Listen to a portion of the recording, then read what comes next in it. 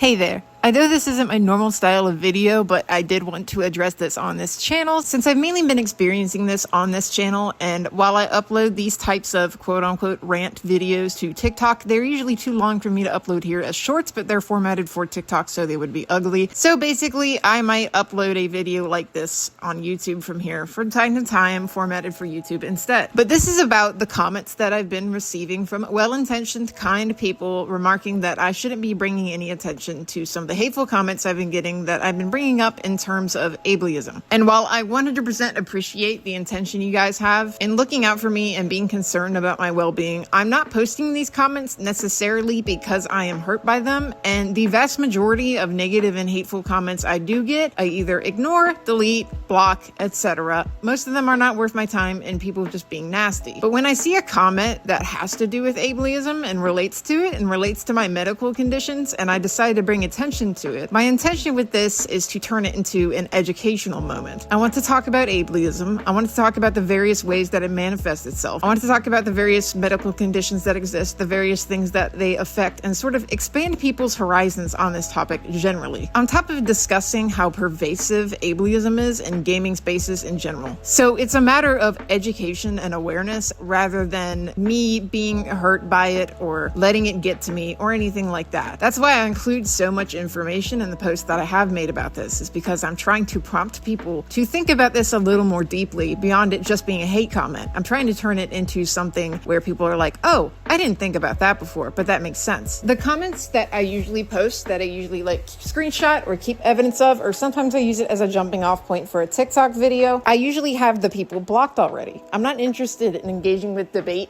or arguments or anything else with people who are clearly not there to speak. They are there to hear themselves talk, to just be nasty, to be violent, etc. I've gotten really, really nasty, really hateful comments referencing me being trans recently. Somebody said something along the lines of, I'm glad people like you don't live into their 40s usually, which isn't even true. I think they're referencing a statistic that refers to trans women, potentially trans women of color, but that's besides the point. It's not like bigots care about accuracy. And that's also why I'm not engaging in conversation or discussion with these people, because a lot of them are open bigots. It would essentially be trying to educate a brick wall. And while I'm hoping these people become better people because I don't want them to cause harm, I do not have the mental patience or fortitude or energy to sit there and try to gentle parent somebody into not being nasty. On top of the fact that very often that is a lost cause. There's a whole thing about platforming people with certain beliefs and things like that that I could get into, but that's a whole different conversation. Instead, the reason I make these posts and explain these things is for people who follow me or who otherwise see it and have an open mind or are somewhat familiar with these subjects already and are interested in learning more about these perspectives and these lives that people live, these medical conditions, these experiences that people have, and why certain mentalities that a lot of people tend to gloss over are actually harmful or dangerous. And unfortunately with ableism, this is a very common thing.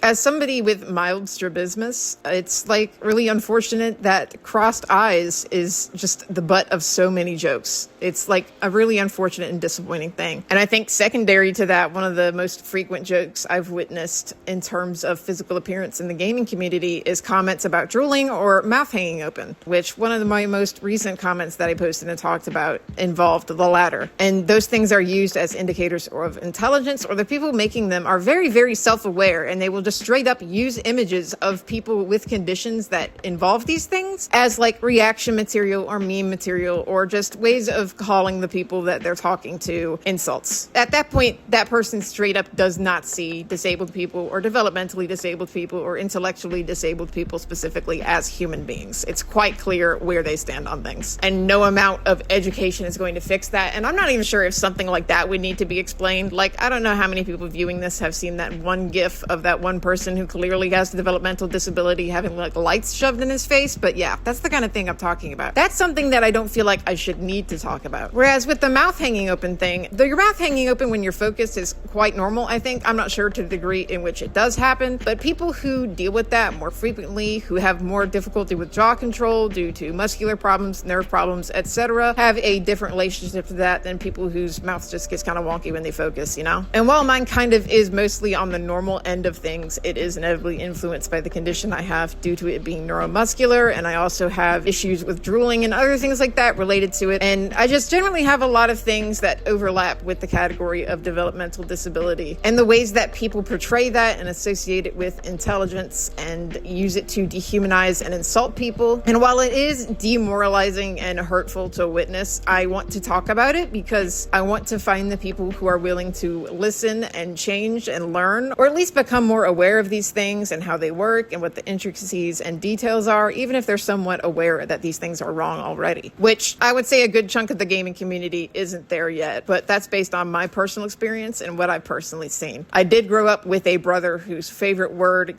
playing Call of Duty was the R word, etc., that kind of thing. It just seems like so very normalized and so very entrenched in online gaming and multiplayer and competitive gaming spaces that trying to pull it out is like trying to reinvent the wheel. And a lot of people frame it as if it's pointless to talk about these things at all or to challenge it whatsoever, but I don't think that's true. I'm going to talk about it. I'm going to bring awareness to it, especially if I gain somewhat of a platform. I'm going to discuss it. There are not a lot of hugely famous disabled streamers, and some of the ones who are either don't center their platform at all around disability, which is 100% understandable. There are these conjoined twins I follow on TikTok who absolutely do not want to talk about the fact that they're conjoined and how it affects their day-to-day life. They are absolutely sick of it, but it's something that they cannot escape because of the stigma of having that kind of condition, and it's really tragic to watch. So I 100% understand it when other content creators and gaming people have a disability, especially if it's something visible and they just don't want to talk about it, or if they don't make it central to their platform. It's not something that is for everybody, and it's not something that is owed by all of us. But and some people will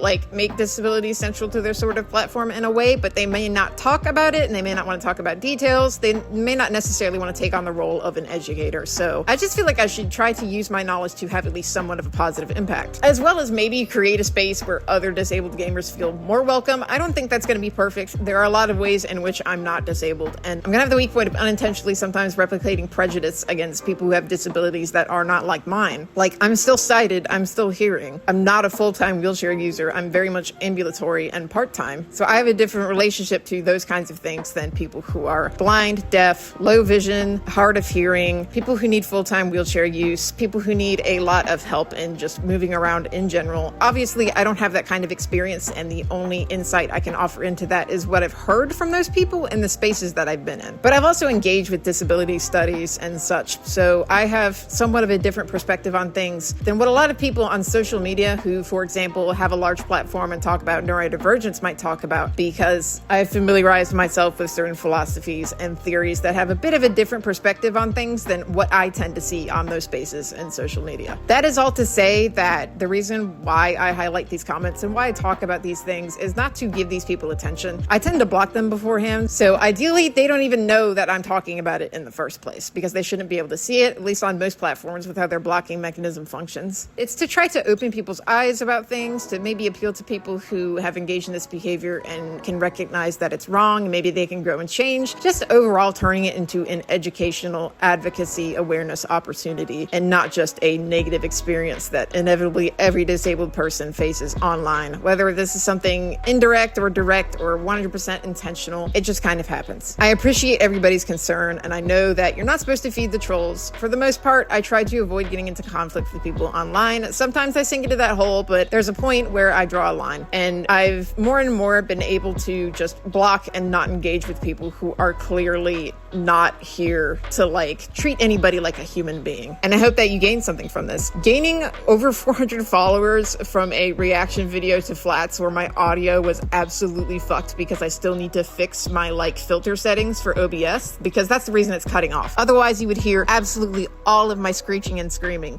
It's still something that I need to do, and I hope to find the time to do it soon. But yeah, I've been pretty busy lately due to graduating from college. Hopefully I should have this video up sometime this week. Thank you. I appreciate all the support.